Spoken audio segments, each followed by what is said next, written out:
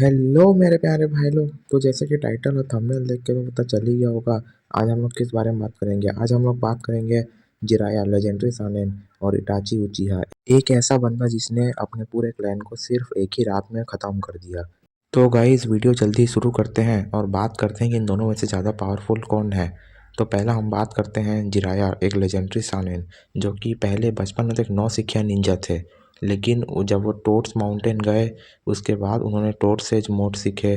Different different type के टोट्स को समन कर सकते हैं, यहाँ तक कि इनकम्प्लीट सेज मोड भी इस्तेमाल कर सकते हैं। और एक और बात, जिराया का जो भी बंदा स्टूडेंट बनता है, पेन, नगाटो, मिनाटो और नारुतो, वो सब लोग अलग ही लेवल पे जाते हैं।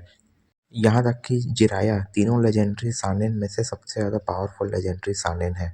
और जिराया ने 3 बार लगातार होकागे के पद को मना किया है और लेजेंडरी मास्टर जिराया सच्ची में होकागे बनने डिजर्व करते थे। अब हम इटाची उचिहा की बात करते हैं। एक ऐसा बंदा है जो कि सिर्फ 5 साल की उम्र में एक गेनिन बन गया और वे 10 साल की उम्र में किसी जोनिन वोनिन को मारने का भी दम रखता था। साथ ही साथ इटाची उचिहा गेंजुत्सु में भी मास्टर था और उसके पास मांके ग्यू शारिंगान अवैध था।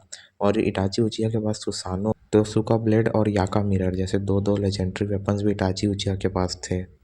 इटाची उचिहा का कोई टीचर वीचर नहीं था। इटाची उचिहा को ट्रेन उसी के उम्र के 3-4 साल बड़े लड़के शिजुई उचिहा ने उसे ट्रेन किया था। लेकिन फिर भी एक बच्चे के द्वारा ट्रेन होने के बाद भी इटाची काफ़ी ज़्यादा पावरफुल था। यहाँ तक कि 13 साल की उम्र में ही इटाची उचिहा ने अपने पूरे वंश और क्लैन को ही ख़त्म कर दिया। कई लोग बोलेंगे भाई तुम कंपेयर क्यों कर रहे हो, क्योंकि नारुतो क्लासिक में इटाची ने किसामे को खुद कंफर्म किया था कि हम लोग उस लेजेंडरी सानेन के साथ नहीं लड़ सकते। अगर हम दोनों उस लेजेंडरी सानेन से लड़ेंगे तो हम दोनों ही या तो मारे जाएंगे या तो हम दोनों उस लेजेंडरी सानेन को मार भी देंगे, काफ़ी ज़्यादा अधमरे हो जाएंगे। लेकिन मेरी बात मानो तो गाइस, इटाची कोई बुरा इंसान नहीं था। अगर वो बुरा इंसान रहता तो खुद बिना सोचे समझे जिराया से भिड़ जाता। कई लोग बोलेंगे गाइस इटाची इसलिए जिराया से नहीं लड़ रहा था क्योंकि वो एक लेजेंडरी सानेन है, लेकिन मेरी बात मानो तो ये सब गलत है। इटाची गाइस ओरोचिमारू, एक खतरनाक लेजेंडरी सानेन से लड़ते वक्त भी हिचकिचाया नहीं, अपने पूरे वंश को ख़त्म करते समय भी डरा नहीं, अकेले ख़त्म कर दिया। तो क्या वो एक बंदे से क्या नहीं लड़ सकता था? क्या आराम से लड़ सकता था?